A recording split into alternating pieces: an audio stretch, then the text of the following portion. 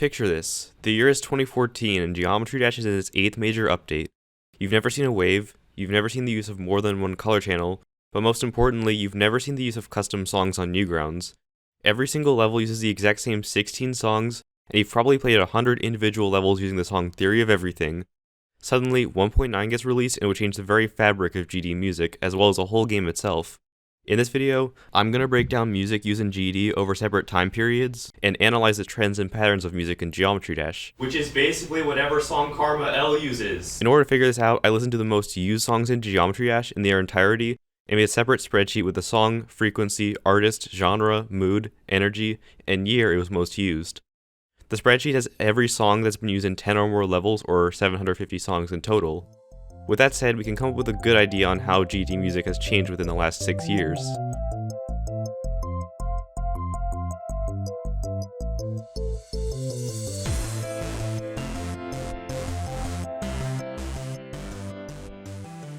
Geometry Dash 1.9 came out on November 9th, 2014, which was a revolution for the game, and no, I'm not talking about the level by Funny Game in the 1.9 update.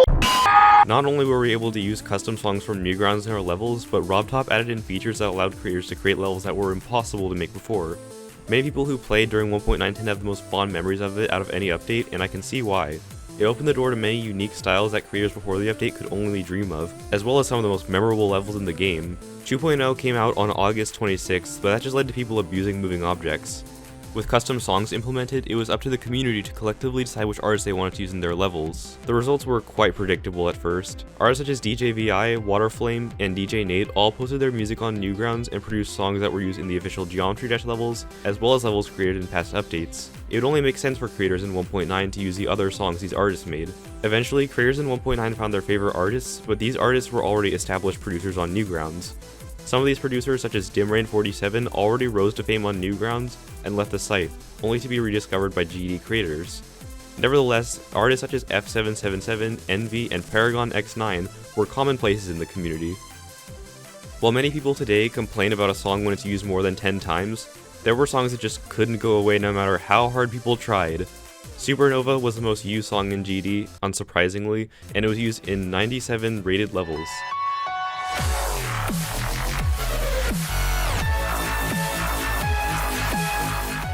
Allure came in at a close second with 80 uses. I've never properly listened to Allure, but when I re-listened to it, I just realized how engraved in my memory this song was. Because 2015 has the highest use of older artists, older genres occurred far more frequently.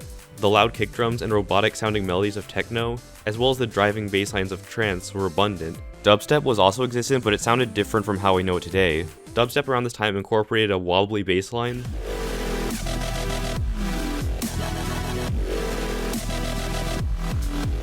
but others went for a more melodic approach.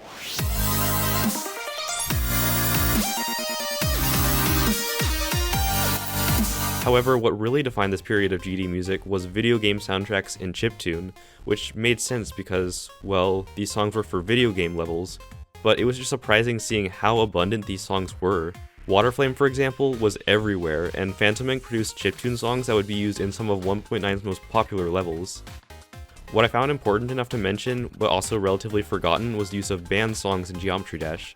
When GD introduced the use of Newgrounds songs, people were quick to upload their favorite songs onto Newgrounds that they didn't make, which goes completely against the Newgrounds audio guidelines.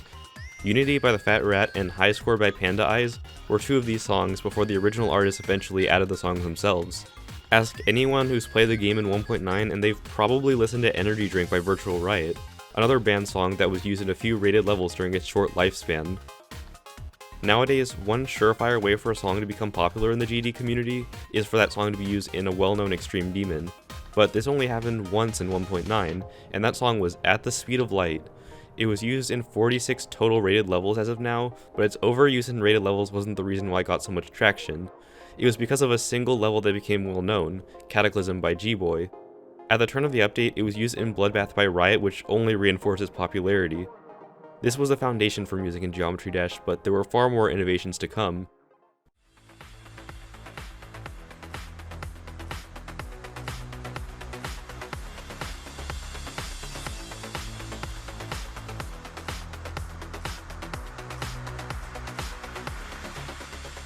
2016 marked the start of a shift in GD music, from song obsessions to artist obsessions. Generally speaking, songs were less likely to become overused, but in turn, the vast majority of songs were produced by the same few artists. No artist illustrated this change more than Hinkik, who rose to fame through one level, Falling Up by Karma L. Falling Up created a ripple effect on Hinkik's music. Time Leaper the song and Falling Up would start being overplayed to death. It was unavoidable. People would later start using Hinkik's other songs such as Outbreaker and later on, Realms. In turn to Hinkik's newfound popularity, this song teaser for 2.2's official level was posted on RobTop's account, and it's pretty safe to say that Explorers by Hinkik is going to be the song for 2.2's new official level. It's pretty likely that if Carmel never released Falling Up, Hinkik's music never would have been the main game. Going back to GD levels, creators started to lean towards music sync.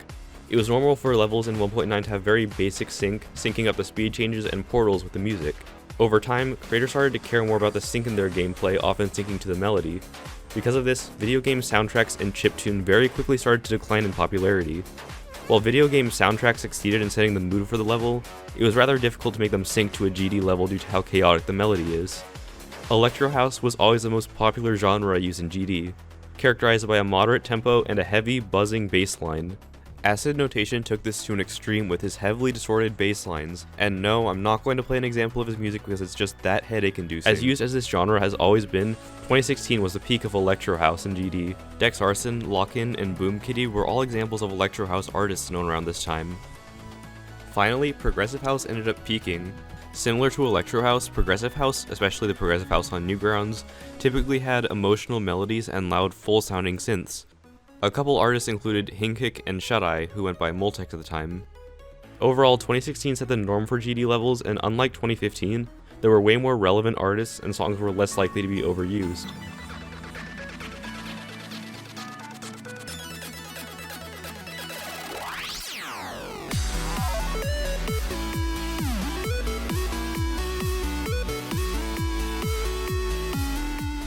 Almost immediately after the turn of the year, Geometry Dash 2.1 was released. As of writing this, we're at a seemingly never-ending wait for the next update, but that doesn't mean GD music hasn't changed throughout 2.1.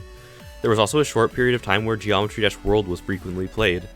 As anticlimactic as the app was, it allowed people who didn't yet have the game to play a selection of online levels, and with that, more artists emerged. What was really interesting during 2.1 was that artists from dubstep gutter started to get noticed. Putting this in perspective, Newgrounds has always been a relatively closed-off platform. Whatever artists post on Newgrounds typically stay on Newgrounds, so they seldom have the intention to produce for a larger audience. Coldbreaks and Panda Eyes, for example, already established an audience on YouTube thanks to dubstep gutter. All they had to do to get noticed in GD was to upload their music onto Newgrounds. As a result, glitch hop music was at an all-time high. A style that's characterized by a hip-hop beat, complex arrangements, and as the name suggests, glitchy rhythms. 2017 also marked the start of the ongoing Creo craze. Like Dex Arson and Hinkik, Creo was popularized in GD by another one of Karma L's levels, Black Blizzard, which used Creo's song Dimension. What was interesting about Black Blizzard was that Karma L didn't want people to know the name of the song because people would start spamming Creo's comment sections with Black Blizzard related comments. He even went to the extent of banning people who said the name of the song in his stream chat, myself included. Thanks for the unban, Karma L. This only caused Dimension and later on Creo to blow up when Black Blizzard was verified and released. Other notable artists that peaked during this time include Spaze, Cloudfield, and Nemise, all of which have stayed relatively relevant to this day. While 2016 set the norm for GD music, 2017 proved that Geometry Dash had a lot of untapped potential for already established artists. –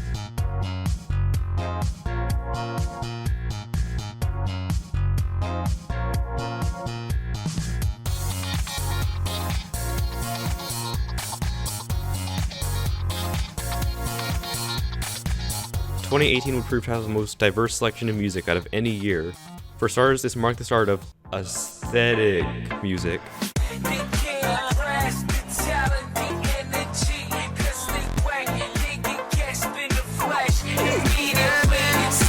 This came completely out of left field. Thanks to LemKuuja and Tree Palm, Vaporwave, or more specifically, future funk became prominent, a genre that combines old disco and funk songs with modern productions. Sure, LemKuuja's Golden Funky Groove was used in early 2.1, but this was really when future funk as a genre took off. When a future funk song became popular, chances were that it was one level in particular that popularized it. For example, Future Funk by Jonathan GD and another by Dav JT popularized What's a Future Funk and Don't Hold Back respectively. I found it difficult to talk about the general trends and patterns in 2018 since it was such a mixed bag. For starters, Creo's songs started being used much more frequently as opposed to just Dimension being known. Carnivores and Sphere, for example, became well-known hits among creators. Despite being known since the very beginning, Garligan peaked with his newer songs such as Slowing Down and Form. Seismix, a producer who was already established in the Osu community, started being relevant in the GD community. The most used song in 2018 was Oblivion by the Fat Rat, which sounded completely different to everything we've heard in GD thus far. And finally, in terms of genres, it was by far the most diverse year. Generally speaking, the best way to describe 2018 was just a huge mix of stuff.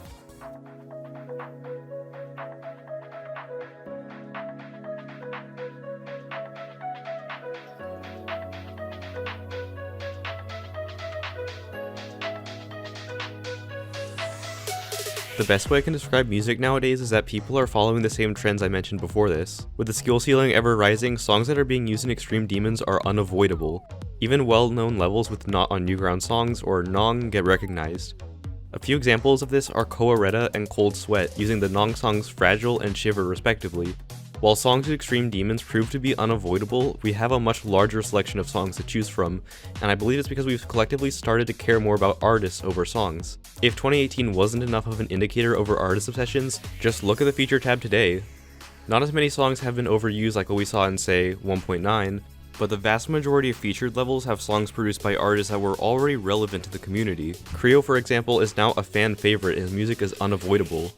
Additionally, during the Geometry Dash 2.1 awards that took place in 2019, Viper netted a category for best artist that broke through. Although it's difficult to get recognized as an artist in Geometry Dash, we had our fair share of breakout artists. According to the 2020 awards, it's pretty safe to say that the most recent artist who broke through was Geoxor, known for his distinct use of vocal chops. Established artists continued getting popular, such as Temanite, who came from Dubstep Gutter, Far Out, who came from Trap Nation, and Afixa, who already had an established YouTube following before becoming relevant. Camellia also gained some traction thanks to the level Ocular Miracle, even though Camellia only uploaded 4 of his songs to Newgrounds. If Camellia does choose to upload more of his songs to Newgrounds, I could see a huge trend in music similar to Camellia's. Plus, I just want to see a level with his song Dance with Silence, such a banger.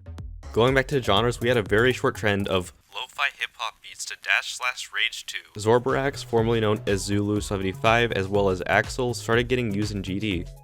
Unfortunately, Newgrounds' audio policy is strict to say the least. One rule in particular prohibited the use of sampling, the practice of taking an already existing portion of a song and reusing it in another. Future funk and lo-fi hip-hop are defined by their use of samples. The vast majority of LemKuuja and Tree Palm's music got removed off Newgrounds and in succession from Geometry Dash.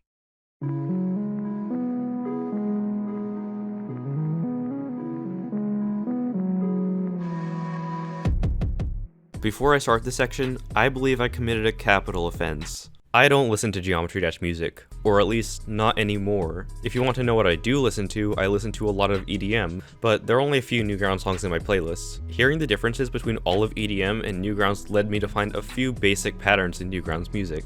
Compared to all of EDM, Newgrounds music is meant way more to be listened to rather than to be danced to. To understand why, one must know the difference between music for dancing and music for listening. Music for listening is typically more focused on melodies and lyrics, and music for dancing is more focused on rhythm and repetition, and Newgrounds artists tend to have very little focus on the rhythm aspect. No artist illustrates this more than Creo. Listen to almost any Creo song and you'll hear really loud and full synths with a focus on melody. However, Creo sacrifices what makes music good for dancing, complex rhythms. Typically, he'll use only a kick and snare during each drop. Creo's a very extreme example, but this can be applied to nearly any Newgrounds artist if you compare them to EDM as a whole, which makes sense given that artists produce music on Newgrounds with the intention of it being listened to by Newgrounds browsers, and not people who attend, well, places people dance like most EDM. Of course, this isn't saying you can't dance to Newgrounds musicians, but it's definitely less so when compared to most EDM out there. One group of genres that I feel has been neglected by Newgrounds and GD is the harder hitting ones, such as hardstyle and hardcore, both of which are characterized by their distorted and hard-hitting kick drums. Sure, Megasphere and Camellia had some exposure in the community, but I think harder hitting EDM should be further explored. This type of music is a commonplace in other music games such as Osu and Beat Saber, so I don't see why it shouldn't be further explored in Geometry Dash. The future of GD music is unknown. There might be a time when a Gabber song starts getting used in a well-known level. Besides one being unironically used in a challenge level, that is. And why not restrict ourselves to only EDM? Who said that a jazz composer or a singer-songwriter can't become a Newgrounds artist? What new level styles would emerge if that happens? Despite custom songs being used for 5 years, I can't help but think about the untapped potential Newgrounds and in turn, GD has that has simply been overlooked, and I think it's only a matter of time until that'll be fully explored. I'd like to thank Matt Mart for proofreading the script, and I'd like to thank Colin and Figment for making the original spreadsheets of every raid level in the game so I could figure out the most used songs. Also, thanks to these people for helping me fill out the spreadsheet. For those of you that are still here, I'd like to thank all of you for making it to the end of this video. If you did, make sure to leave a like, subscribe if you're new, and as always, this is Floroni signing out.